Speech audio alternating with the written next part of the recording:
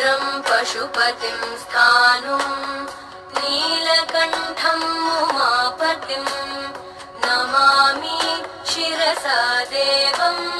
किं नो मृत्युः करिष्यति नीलकण्ठं कालमूर्तिं कालज्ञं कालनाशनं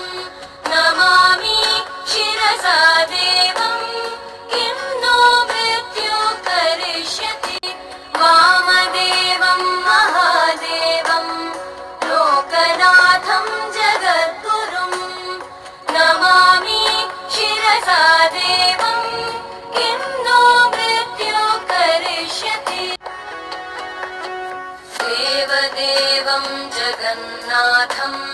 देवेशं वृषभध्वजं नमामि शिरसा